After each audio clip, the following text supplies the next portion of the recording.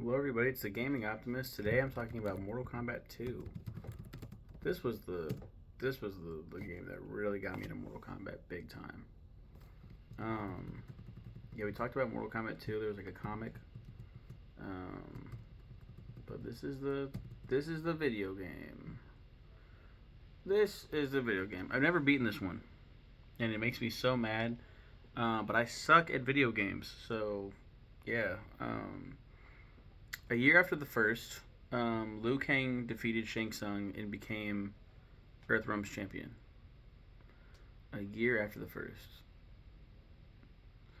A year later, after the first, this isn't a Liu Kang. This takes place a year after the first, is what I'm trying to say right here. Liu Kang defeated Shang Tsung and became Earthrealm's champion. Now, Shang Tsung has another trick up his sleeve. Begging for his life from his master, Outworld Emperor Shao Kahn, he comes up with an alternative to the old ways of taking over Earthrealm. Instead of winning 10 times in a row, how about they just have one last tournament? Earthrealm wins, they're free from Outworld forever. Outworld wins, they take Earthrealm. It's up to Earth's greatest fighters to save us one more time. The graphics are legendary, a definite step above the previous installment, and man oh man, what an awesome story. With new characters and a killer soundtrack, this is my all-time favorite game growing up and remains my favorite Mortal Kombat game. I just wish I could actually beat it. This is back in 2016 when I said this. This is not my favorite anymore. Um, Definitely above the next one. And speaking of the next one, this was just like a what if, basically. When Shang Tsung begs for his life, he has a plan. But this is like, they'll do this first, and then they'll enact their actual plan B or whatever if they don't win. Shao Kahn's very confident that he will take down Earthrealm's champion. He's just a puny mortal, whatever. Yeah, the characters are dope. I didn't talk about the characters in the first one, and I probably should have because um, I can I could talk forever about Mortal Kombat, forever and ever and ever and ever. Mortal Kombat character select. Like looking at the character select screen.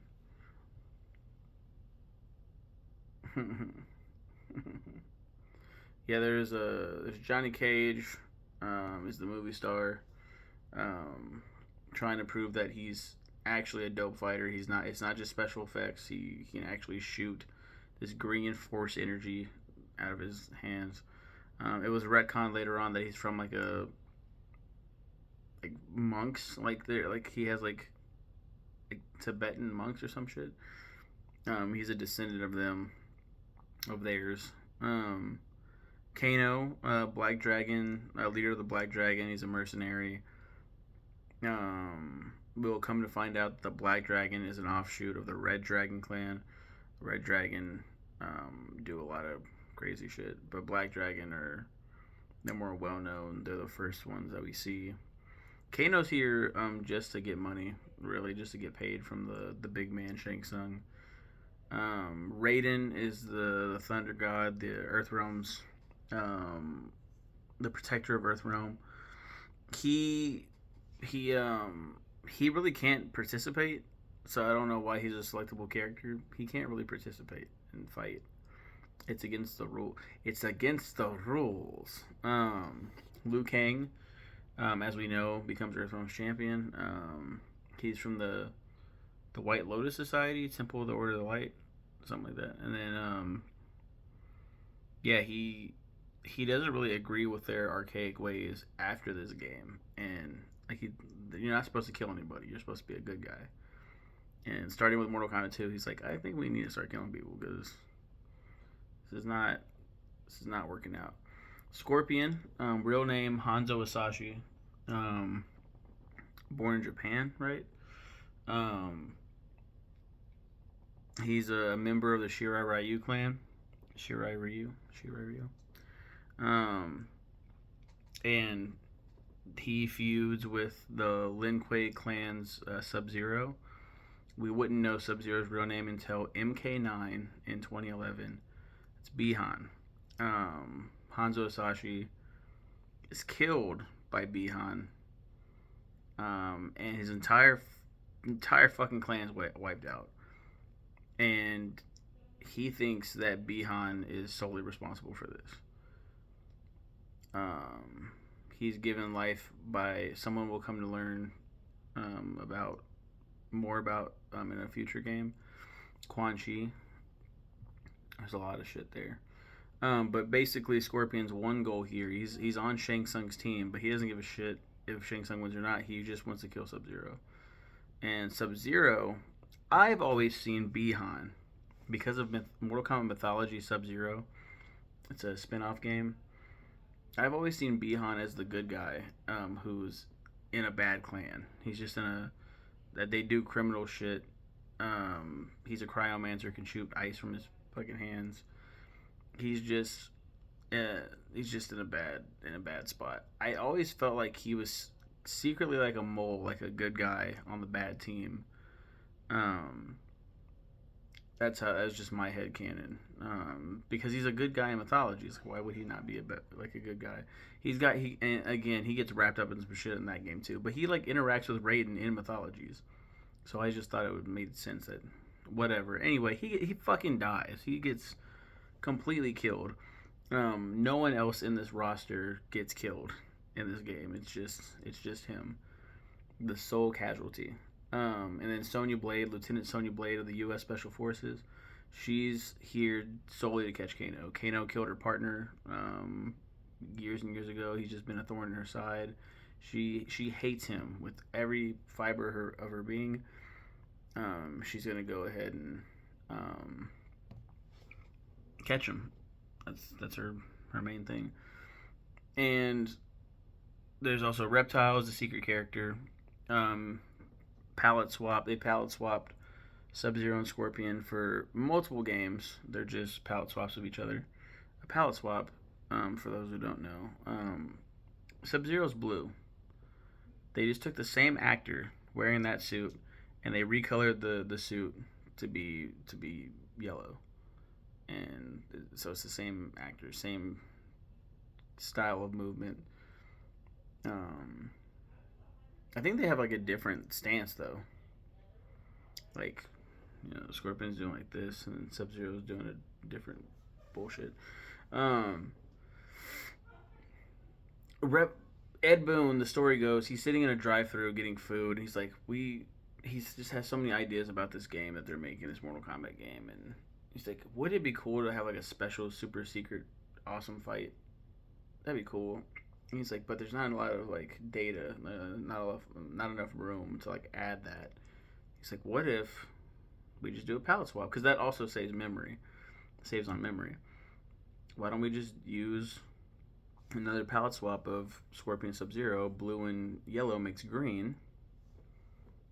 Reptile, came to his mind. What's green? A reptile. So he made Reptile, and Reptile's whole thing in this game, he's just a servant to Shang Tsung.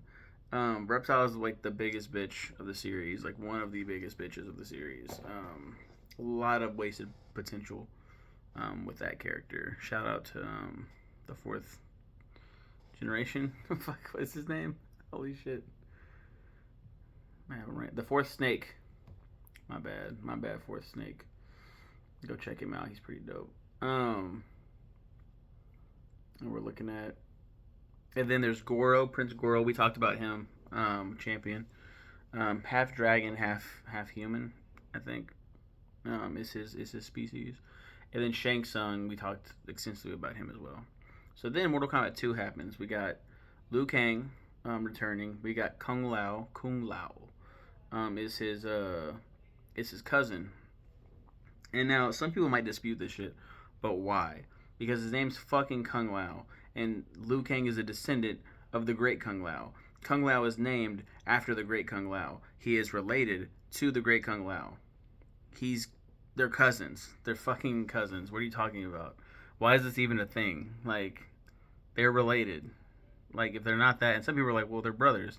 They've never mentioned that they're brothers, and why would they not have like the same like surnames or anything like that? Like, why is he not Kung Kang then? Like, what are you talking about? So I don't know. I just got irrationally angry right there. I love Kung Lao. I think he deserves so much more respect than he gets. Damn good character. Yeah, he's here. It's been retconned that he was actually in the first tournament, but like as one of the masked guards. This happened in special Shaolin monks, Mortal Kombat Shaolin monks, and they retconned that he was there the entire time, but he just didn't interact. And then until MK9, Raiden approaches him and is like, "Come on, like Liu Kang was chosen, not you. Let's move on." And he's like, "No, I know I can. I know I can win. I know I can be the champion." Um, Always kind of like a chip on his shoulder. Johnny Cage returns. Reptile is fully playable now. Yeah, there's no like motive changes really. Johnny still wants to prove that he's whatever the fuck. Liu Kang is now the Earth Realms champion. Reptile is again just a little bitch boy. Sub Zero. Wait, I thought he died in the last game. This is his younger brother. It's revealed if you beat the game. It even says it in like the manual or whatever. It's like he was thought to have been dead and killed in the first term by Scorpion. Sub Zero returns. This is Kuai Liang, Sub Zero's little brother, and he becomes like the most important Sub Zero, for many games. He's just here to figure out what happened to his brother. That's it. That's basically it. Shang Tsung is back now, looking quite young. He his youth was restored by Shao Kahn because Shao Kahn could do that. Princess Katana makes her debut. The Princess of Edenia. Edenia is now owned by Outworld. Yes. What's up? Here's this piece of. I'm okay. Oh, the corn. Oh, okay. It's just one piece. Jeez. Yeah, that's fine. Yeah. I didn't know it was corn. I thought you were trying to give me like a boneless wing. I was like, ooh. I don't want that. I didn't get boneless wings. I got tendies. Tendies from Wingstop? Sorry about that. God, my wife. Does anyone else here hate their wife? Oh my god, I can't stand women. Right? Right, men? It's Pride Month, fellas. Let's go. It's not Pride Month when you watch this video, but whatever. Yeah, Princess Katana. She is Princess of Edenia. She's like 10,000 years old. She's pretty old. She's fairly old. Because people in Outworld and Edenia live for a long time. Outworld took over Edenia. She in this one, in this timeline, she knows all about Shao Kahn. Is not her father. I'm kind of skipping some steps. Shao Kahn killed her biological father, King Jared of Edenia. King Jared, and then took his wife for himself, claimed her as his trophy, Queen Sindel. Now, Sindel did a most atrocious thing and unalived herself. I have to censor myself. Unalived herself, leaving Katana to fend for herself with her new stepdaddy. And to Shao Kahn's credit, he does raise her, but he does also train her to be like a super duper assassin. She's the first of the female ninjas, the OG. Major Jackson Briggs, or Jax, is here to save Sonya, his partner. They are besties for life. They love each other platonically. And yeah, he's just here to save Sonya. Sonya's been captured, by the way, in the first tournament. She and Kano and Johnny Cage fight Goro in a 3-on-1. And before any victor can be decided, even though they're beating the shit out of Goro, the island crumbles because Liu Kang wins. In the middle of all this, Raiden can only save one person. He saves Johnny Cage. Sonya and Kano have to fend for themselves. And then they're both captured and then strung up like this, paraded for everyone to see in Shao Kahn's arena. Jack wants to save Sonya. Melina is the clone of Katana. She wears pink, and she has razor sharp teeth because she was made with Tarkatan DNA. What are Tarkatans? I'm so happy you asked. Tarkatans are like Baraka. Baraka is a Tarkatan. I think they use a William Shatner mask, or I'm thinking of fuck, what is it? Michael Myers, I think. Anyway, they found a mask, like a Party City latex mask, put it over his head, and like glued like nails for the teeth, like, and they made a really dope character. Barack is so cool. The Tarkatan clan are mutants that live in Outworld, and they're savages and they rip people apart. And they've been given more lore with the newest entry, Mortal Kombat 1. I know, confusing title, but bear with me here. Because they took some of the DNA from one of these Tarkatans and to make Katana's clone more fierce, and Shang Tsung created Melina in the flesh pits, in his flesh pits, and he made Melina, and Melina is insane, bloodthirsty, wants to kill Katana. That's her whole goal. I haven't talked about death, did I? The Mortal Kombat 3, they send these extermination squads to kill everybody. That happens in between games. We'll talk about that later. Johnny Cage gets killed, and it's really sad. Our first hero dies. And then Katana kills Melina in this game. She chops her head off. That's a pretty pivotal-ish plot point for Mortal Kombat 4 of all games. And then Scorpion returns. Scorpion really doesn't have an aim now. He took care of Sub-Zero in the first game. So what did he? But then he sees this new Sub-Zero pop up, and he's like, "Wait, I killed Sub-Zero. So what is this?" And he sees that this Sub-Zero is a little bit more honorable than the last Sub-Zero, and he goes, "Oh, that Sub-Zero wouldn't do that." Adding credence to the fact that Bi-Han Yao was kind of a dick. He surmises, he posits, he guesses that this must be like his brother or something, because he remembers that he had a brother or some shit. And he goes, "Okay, I took his brother's life. I am now swearing, I'm now putting on an oath. He feels guilty or something. I'm gonna protect this Sub-Zero." So he becomes like his guardian angel. It's kind of homosexual, if you ask me. It's not really. And then Raiden returns.